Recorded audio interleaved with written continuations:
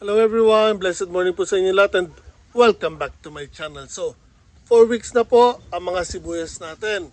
And today, lalagyan ko sila ng pataba. Kaya, samahan niyo ako.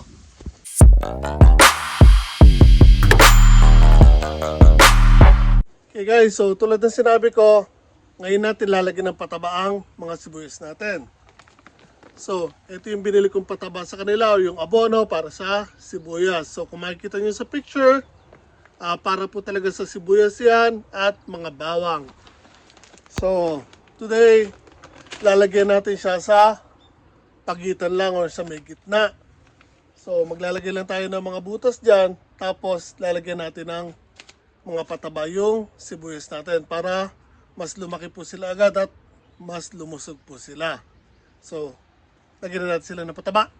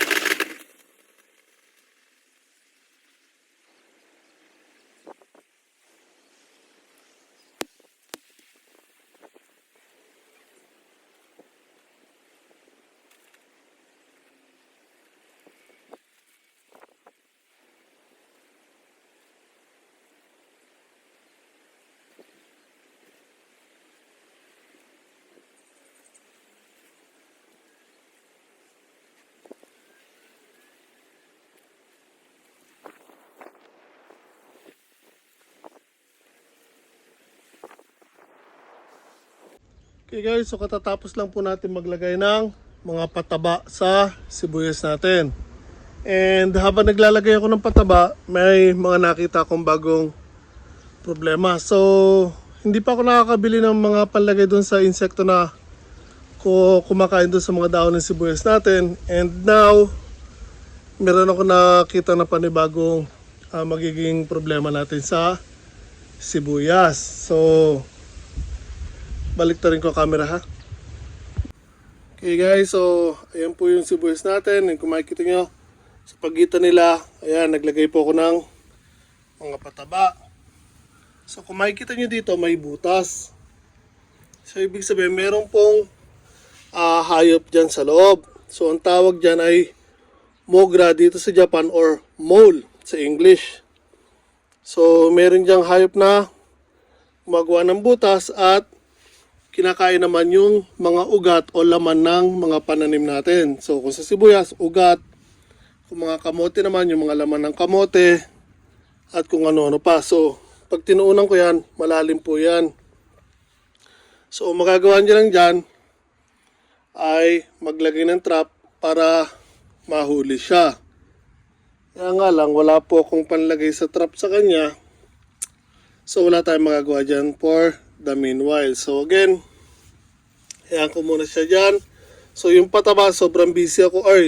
Yung pampatay sa mga insekto or yung gamot na binubudbod, yung pellets, hindi pa ako nakakabili kasi sobrang busy ko ngayon. Kahit Sabado at Linggo, nagtatrabaho po ako actually. So again, ayan po yung mga sibuyas natin. So 4 weeks old na po yung mga sibuyas natin. And malulusog po sila. So next week makakabili na po ako ng panglagay sa or pampatay sa insekto. So kung makikita nyo po, ayan po, kinain na naman po ng insekto. So hopefully maglabas pa rin po siya kasi ayan pa rin yung pinaka-bulb niya nasa baba.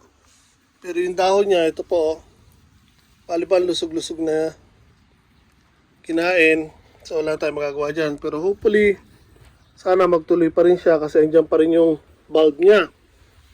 And ito naman, ayan, sa ngayon yan, kinakain. So again, hindi tayo gumagamit ng insect repellent or spray sa mga tanim natin. Pero bibili ako ng yung binubudbud na pellets kasi nga pag hindi natin ginawan yon, masasayang yung mga tanim natin. Pero again, yan po, ang gaganda na po nila for 4 weeks. Ang gaganda na po nila. So may mga spots na nawala na. So yan, nakain na po yan ng mga insekto. Doon wala din yung isa, kulang pati doon. So okay, wala tayong magagawa dyan. Dito naubos na rin. Ayan doon meron wala rin. Ito isa nawala na rin. Pati doon. And there. So wala na tayong magagawa po dyan. So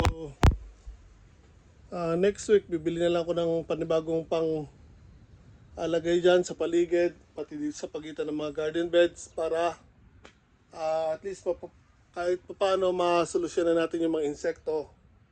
Susunod naman yung mogra or yung mole. Yun na medyo mahirap hulihin kasi. So pag hindi natin na solusyonan yon, habang lumalaki yung sibuyas, kakainin niya ng kakainin yung pinaka-bulb ng sibuyas. So, yan. So again, ano lang to, simple update lang. 4 weeks na po ang mga sibuyas natin. And now, nalagyan na po natin sila ng pataba.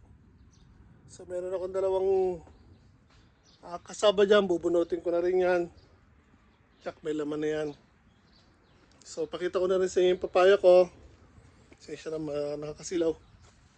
So hindi ko na siya binalutan o hindi ko na binalik yung balot kasi this past few months, ulan ng ulan, titilaman, isa, 2 araw, tapos ulan na naman or ambon, nababasa yung papaya. And pag ginawakan niyo siya, kahit maaraw ngayon, parang siyang may yelo sa lamig. So kasi palamig na sa Japan. Pero itong side na to, hindi masyado kasi now, tirik yung araw. Pero sa may likod, ang lamig. Dito dahil naarawan, medyo mainit siya. And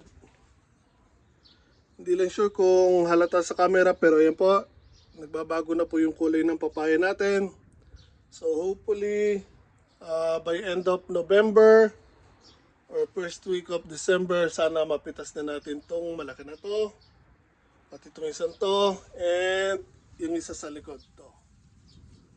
So ayan, again, simple update lang po sa mga sibuyas. And shoutout po kay Ma'am Glecious TV. Kaibigan po natin yan na palagi pong sumusubaybay sa atin, sumusuporta. So kung magagawa niyo naman po, pakisuportahan din po ang kaibigan natin si Ma'am Glecious TV. Lalagay ko po yung link. So kung magagawa niyo po, puntahan niyo po channel niya. And pakisubscribe na rin po sa channel niya kasi kailangan din po na ang tulong natin para lumaki po rin yung channel niya. And kay Master Gits din po, pakicheck rin po ang channel niya. Yan po ang link niya. Isa rin po sa mga kaibigan natin. So, tutulungan po natin umangat din ang iba natin mga kaibigan. Shoutout din po kay Apace Bonsai Pot and Vlogs. Yan po, kaibigan din po natin yan. Again, yung channel niya. Pakisilip din po. And sa iba pa mga kaibigan natin, Team Marites, Team Haven, maraming salamat po sa inyong palagi. So again, di ko na po pahabain to. At again, maraming salamat po ulit sa mga kaibigan natin dyan. Ma'am Marie Chris Moreno. At sa iba pa po natin mga kaibigan na patuloy po sumusuporta sa atin. Ma'am Jen. And Aromas Vlog. Ikeng's Adventure. Maraming salamat po sa inyo lahat. And again, kung magagawa nyo naman po, pakilike naman po ang video na ito. Share sa mga kaibigan nyo and subscribe na rin po sa channel ko. Laking tulong po yun para sa akin. Ingat po tayo lahat palagi.